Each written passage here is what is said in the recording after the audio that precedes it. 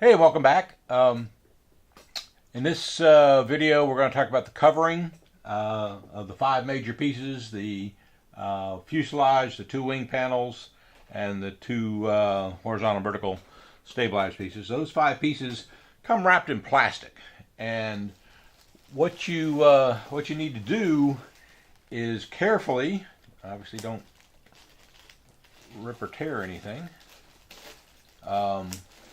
Cut that plastic off. They're usually held down by a single piece of tape, and you can unfold them. And the reason it's important is because these seal it up, and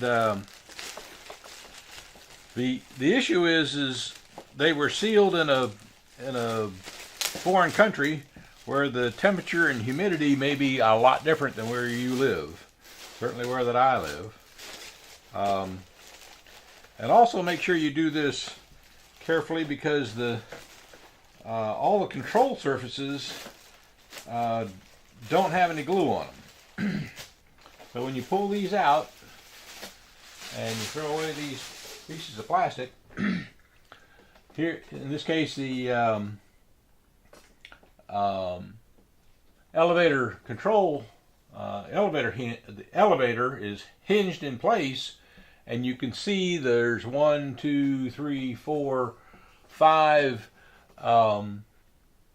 CA hinges there, centered in place, ready to go. They're all in the right position, very evenly spaced, and you don't want to pull them out. The other thing nice I see here is they've already removed the covering for where this is going to be glued on.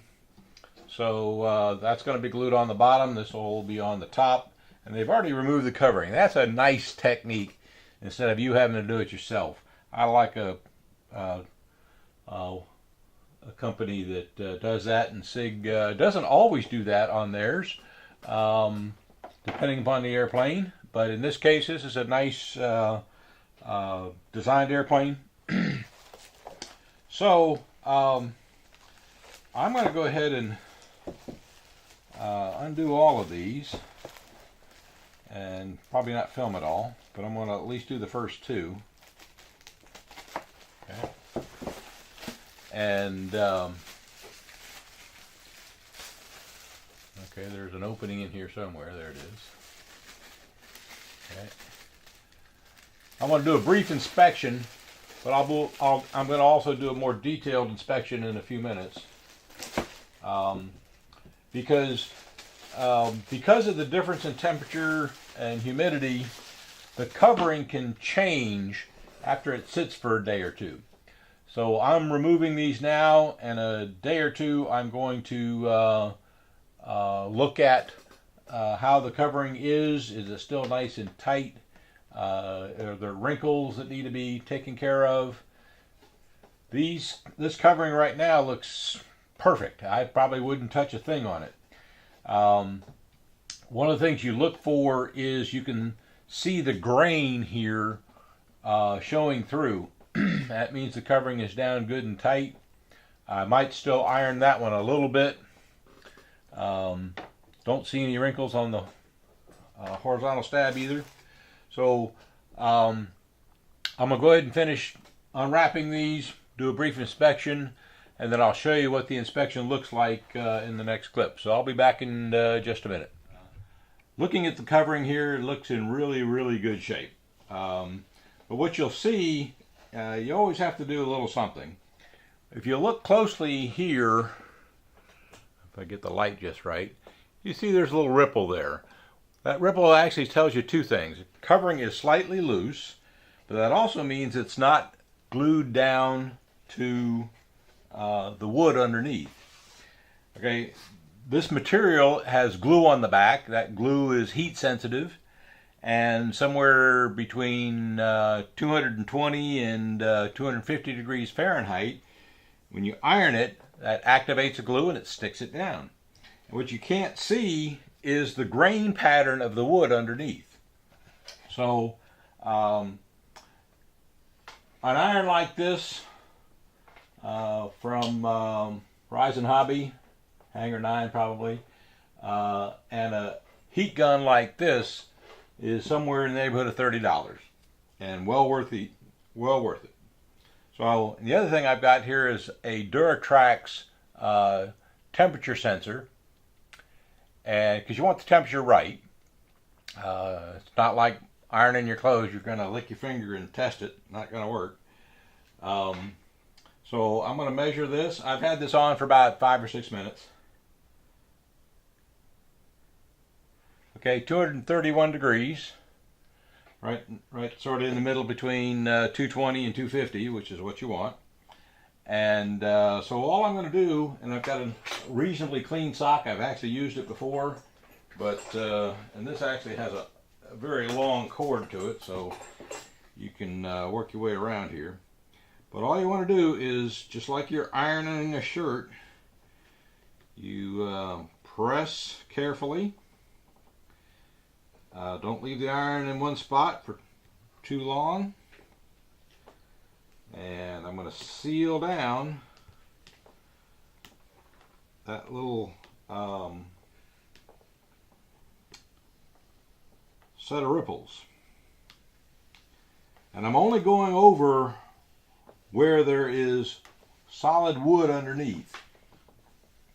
Okay? And I'm not going to take the rudder off either. At this point, I know I'll take the rudder off some point later, but it's fine just to do it just like this. Just where there's wood, even the structure in between here, you want those structures to be glued down. Okay, that's the first side. Now what you'll see, instead of seeing those ripples like you did before, there's no ripple. And if you look real closely, I don't know if you can see it or not, you can see the grain of the wood pattern, and that's how you tell that it's glued down. Let me do a little bit more on this tip right here. Okay. And so those little ripples are what you're trying to get out. This is in extremely good shape. Even the other side, you can see some of the grain in many of the places, but not enough. And all you're trying to do is get that grain to have an impression through the covering. Okay. And it doesn't take very long to do the entire airplane. I'm not going to show you doing the entire airplane, but I want to show a couple other things here. Okay, so that's pretty well done. Let me set it aside. First thing I want to say about the wing is that this solid part of the center of the wing is nice and solid.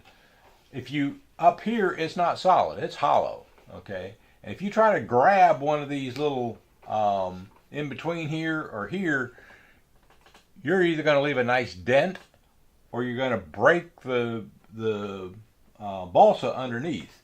So do not grab tightly here. You can support it, but don't grab tightly. The other thing you have to be careful about here when you lift this up is this is not glued on. And I don't want to pull it off because I don't want to have to put it back on.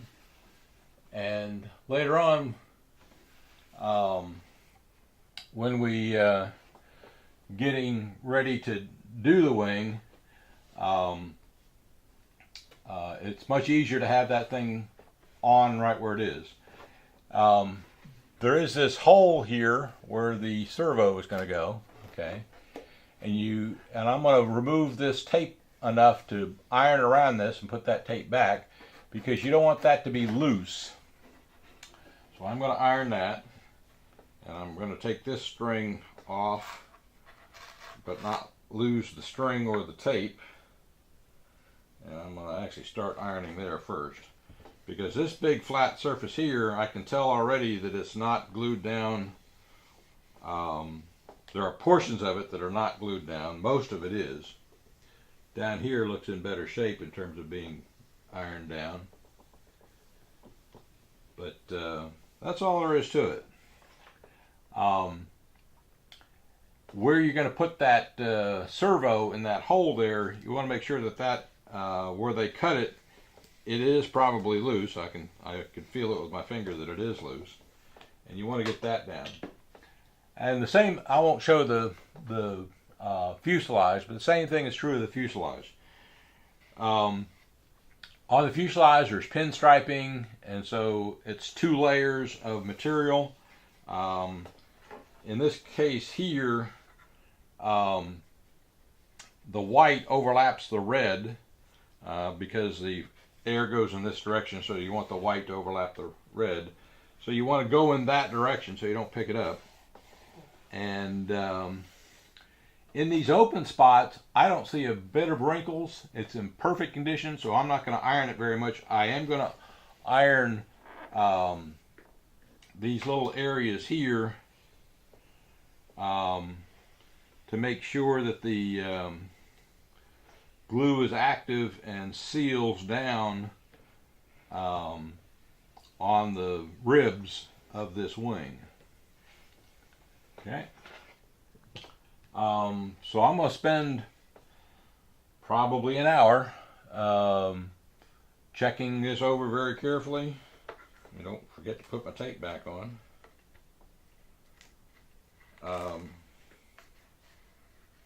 Yeah, that's tighter now. I'll see something else here that I might do now.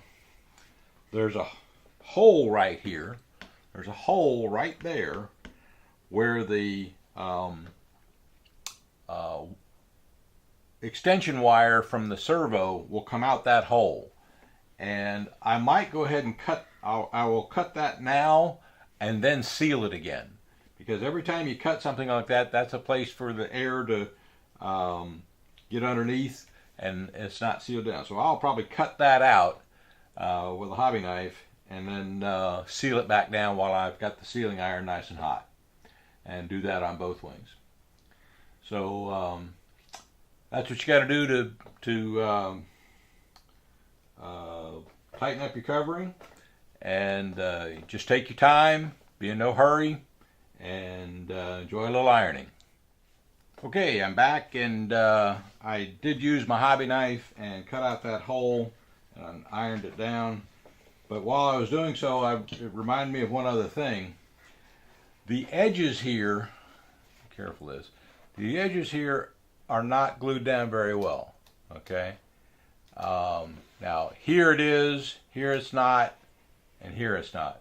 So what I'm going to do is, as I iron this way to get the air out, I'm going to use my trim iron. Okay, I have a Top Flight Models trim sealing iron, and it just has a high and a low setting. I'm going to use the high setting. That high setting is not as hot as this one, but it's not. It's going to be. It'll work just fine. It's 110 degrees, and that'll be enough to activate the glue along these trim edges. So what I'm going to do is iron in this direction to get that down and sealed well. Then I'll take my trim iron and run it along here.